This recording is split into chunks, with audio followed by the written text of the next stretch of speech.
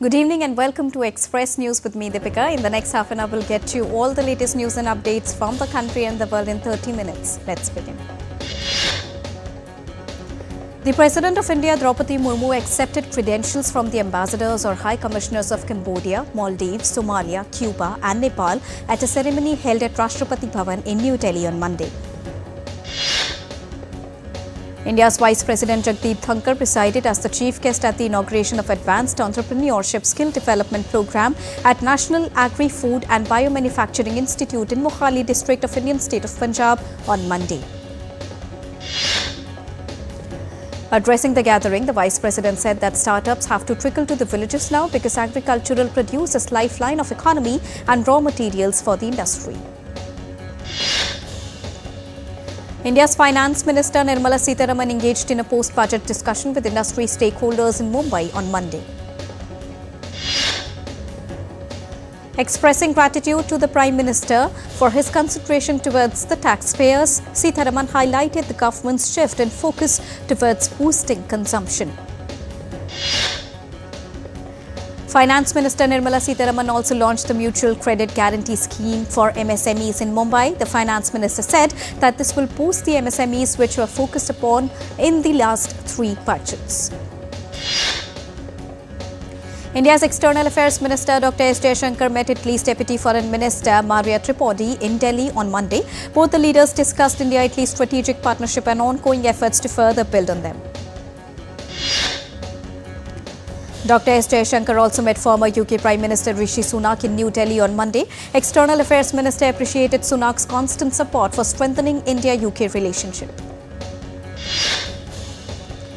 The 55th Director General Level Border Coordination Conference between Border Security Force and Border Guard Bangladesh began in India's national capital, New Delhi, on Monday.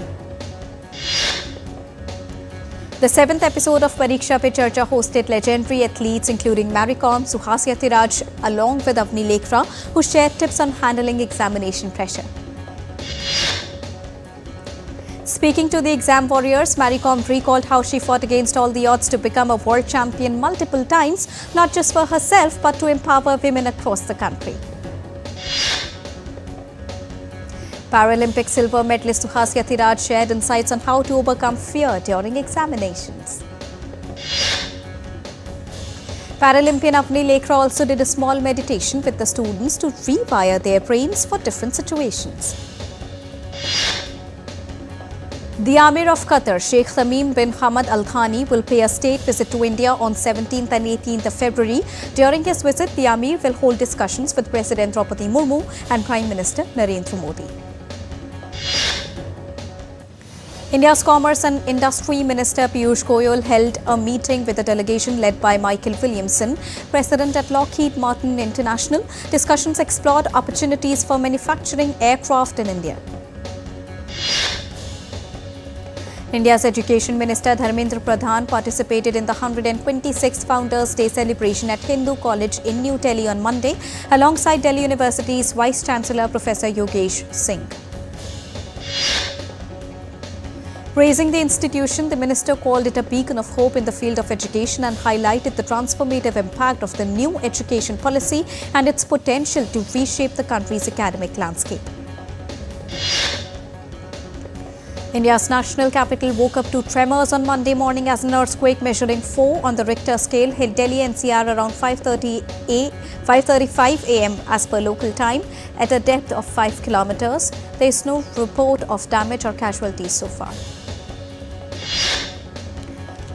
In a post on social media platform X, Prime Minister Narendra Modi has urged people in Delhi and nearby areas to remain cautious after the earthquake. Earth Sciences Minister Dr. Jitendra Singh in a post said that authorities are keeping a close watch and professional experts as well as officials in the Ministry of Earth Sciences are constantly monitoring the situation after the strong earthquake. Indian equity indices ended marginally higher in the volatile session on Monday. At close, the Sensex was up 58 points to stand at 75,997 and the Nifty was up 30 points to stand at 22,960. Indian rupee ended marginally lower at 86.87 per dollar on Monday. Gold futures maturing on the 4th of April were priced at 85,068 rupees per 10 grams on multi-commodity exchange.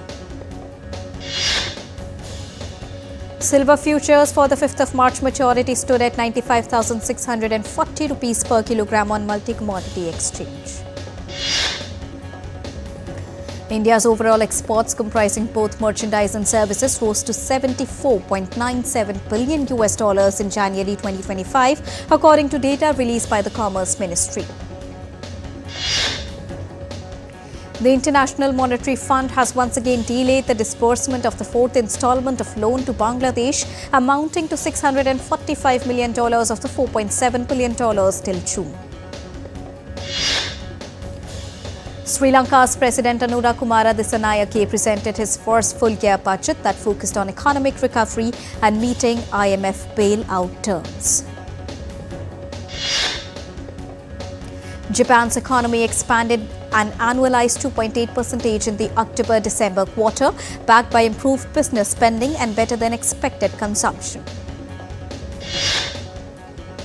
South Korean authorities on Monday said that Chinese AI app DeepSeek had been removed from local app stores pending a review of its handling of the users' data.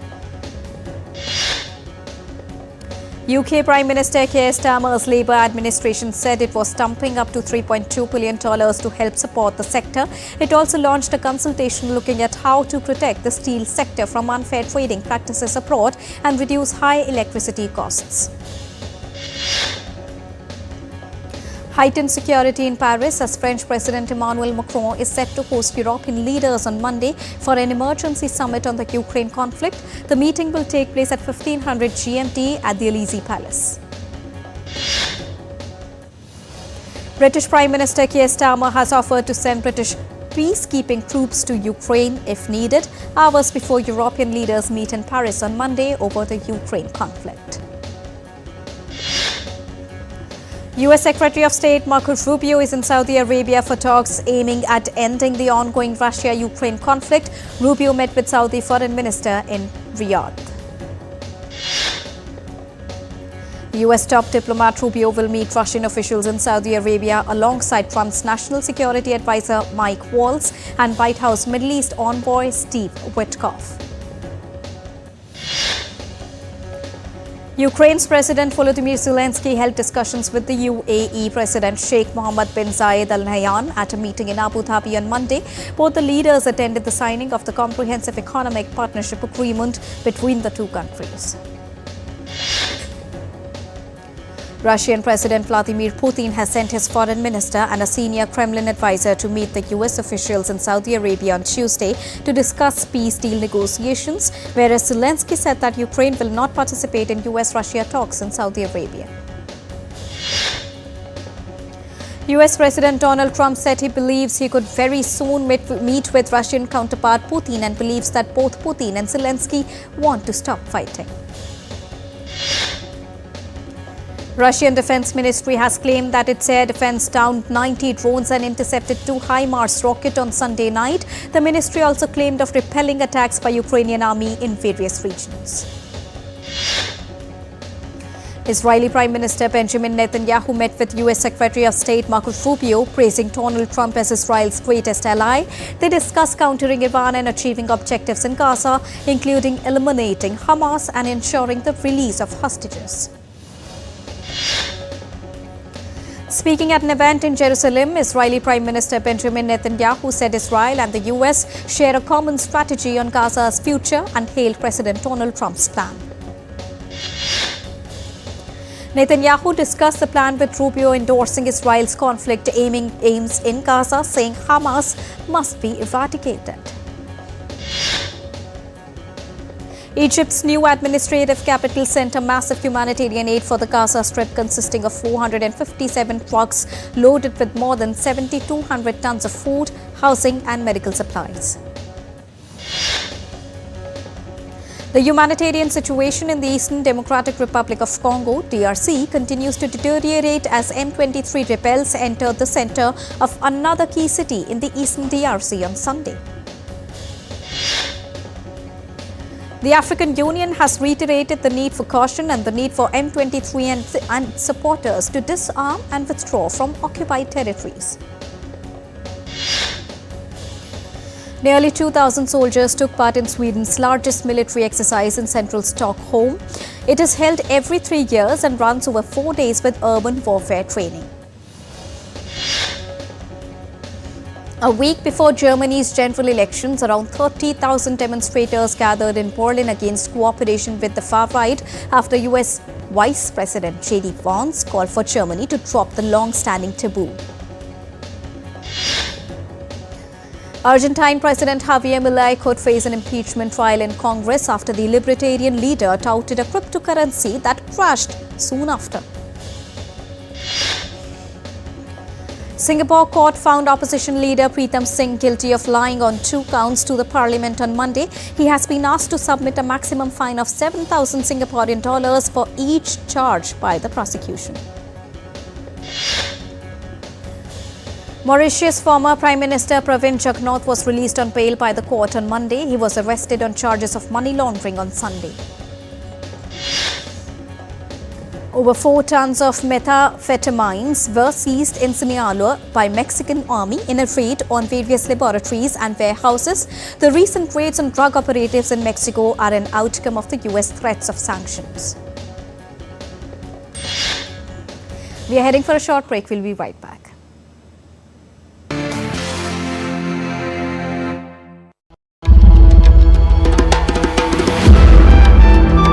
Timeless, boundless and infinite, the essence of faith, the soul of Sanatan culture, from the sacred confluence of Prayag, where divinity descends to earth. Witness the grandeur, the devotion, the magic, world's largest cultural and spiritual gathering, with over 450 million devotees expected to attend.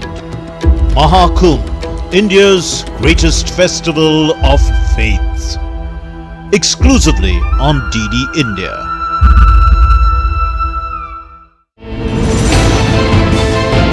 Geopolitics and trade deals. Economic challenges amid development. Hard work and the path to prosperity. It's the economy, always. Between walkers, money is what money does and says. Supply creates its own demand. Between the bulls pulls and bears tears. When supply chains globalization and India rises to the podium, we'll get you centered with the economic brief at 8 p.m. every Thursday on DD India.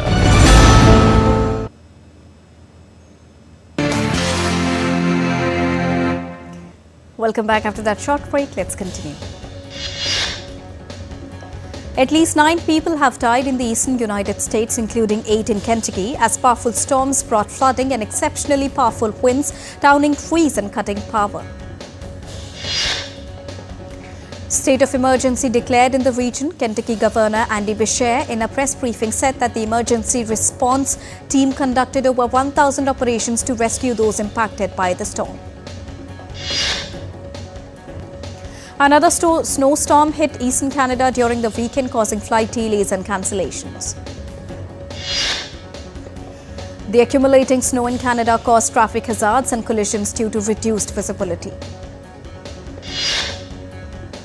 As summer temperatures soared to 33 degrees Celsius, Brazilians flocked to Macumba Beach in Rio de Janeiro on Sunday, seeking relief from intense heat. The death toll from a landslide in southwest China this month has risen to 10, with 19 more still missing, as per local authorities on Monday. Heavy rain triggered the disaster in the city of Yibin on 8th February.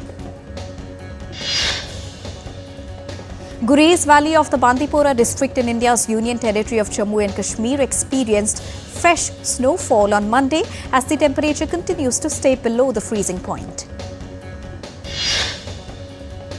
The India Meteorological Department on Monday predicted that maximum temperatures are likely to be above normal by 2 to 4 degrees Celsius over many parts of northwest and central India during the next 4 to 5 days. The IMD has also predicted a fresh western disturbance which is likely to influence northwest India on the 19th and the 20th of February. Further, light to moderate rainfall or snowfall were observed at a few places over Arunachal Pradesh, Himachal Pradesh and places over sub-Himalayan, West Bengal and Sikkim. People in the northern Japanese prefecture of Akita are welcoming tourists with a traditional festival that features dozens of Kamakura snow huts. This year, snow piled up over 1 meter high for the first time in 3 years, making it easier for the staff to build around 60 huts that make up the festival. Visitors to the Takasakiyama Natural Zoological Garden in the southwestern Japanese prefecture of Oita, which is home to more than 800 monkeys, are casting votes for their favorite primates.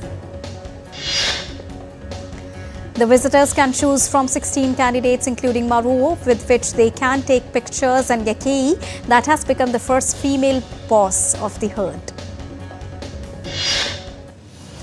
BYD, which is a pioneer in electric vehicle market, showcased its latest intelligent driving features including autonomous navigation, seamless lane changes and remote parking. These features are available not only in luxury models but also in entry-level vehicles. Many research institutes have initiated to incorporate artificial intelligence in cars industry. Venice came alive with mystery and allure as the city celebrated its annual carnival. This year's carnival is themed the Time of Casanova, which was dedicated to 300th anniversary of Giacomo Casanova's birth.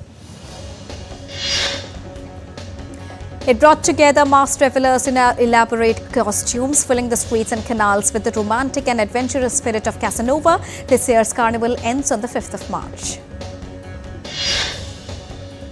Afro-Colombian communities in Colombia's southwestern town of Cuniamo sing and dance to worship the black baby god and celebrate Christmas like every year, a little later than the rest of the country.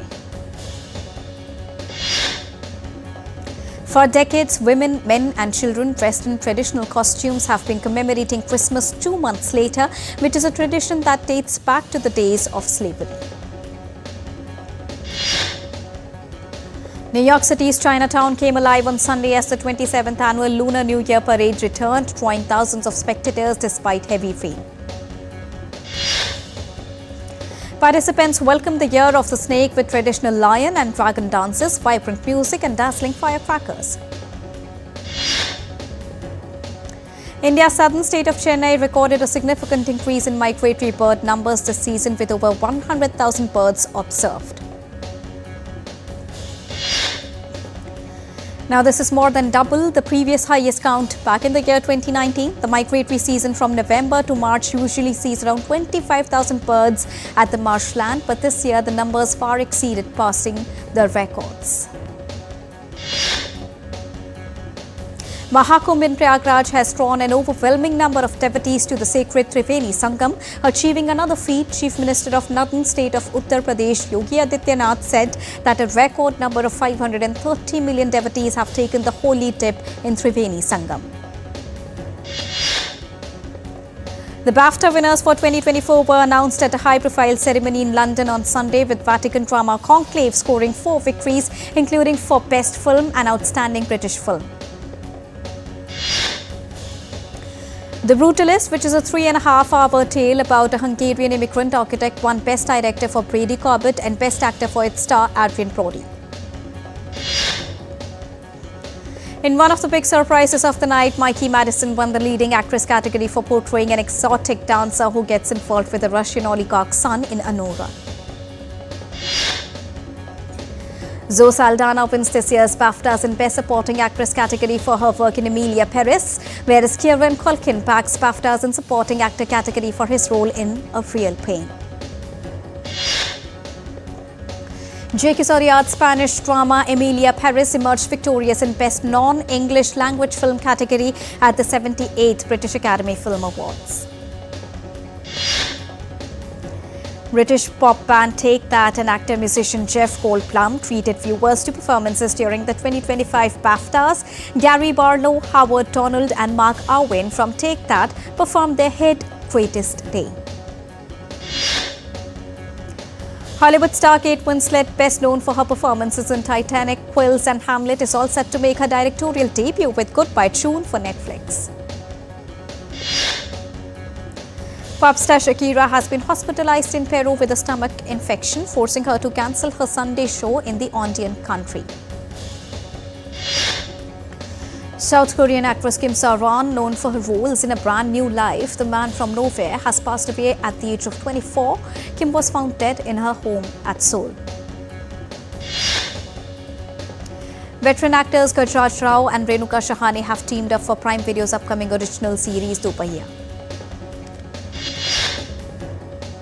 The second leg of the Khelo India Winter Games, scheduled to begin in Gulmarg in Jammu and Kashmir on the 22nd of February, has been postponed due to insufficient snowfall in the region. Chile's Joaquin Niemann shot a 7-under par final round of 65 to win Golf Adelaide at the Grange Golf Club in South Australia on Sunday. Afghanistan off-spinner Mujibur Rahman has replaced his countryman AM Ghazanfar in Mumbai Indians squad for IPL 2025. Middlesex Cricket announced that it has signed New Zealand star batter Kane Williamson for the 2025 season. Ireland clinched a 6-wicket victory over Zimbabwe in the second ODI on Sunday, levelling the 3-match series by 1-1.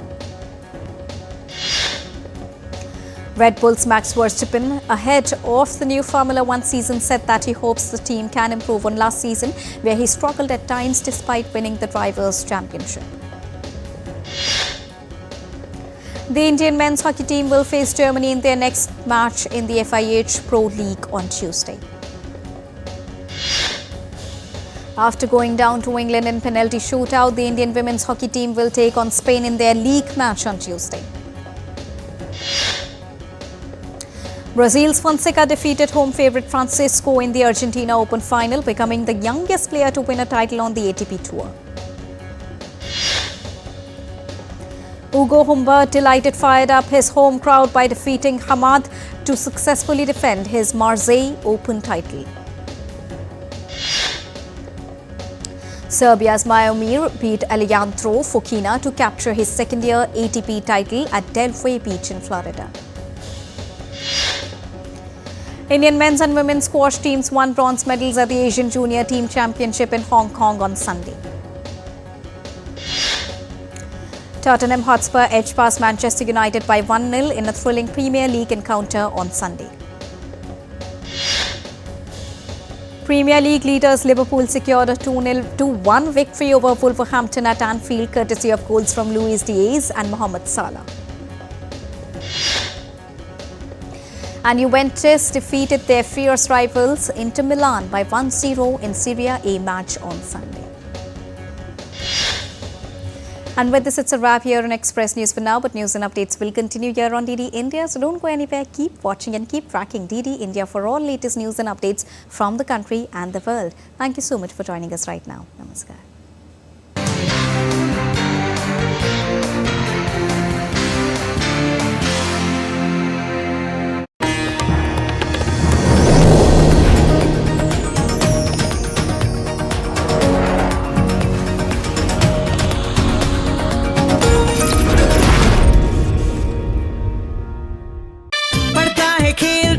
झूलता उछलता है, दौड़ता कभी कभी दौड़ कराता है, आगे आगे बढ़ता है इंडिया, अमूल दूध पीता है इंडिया।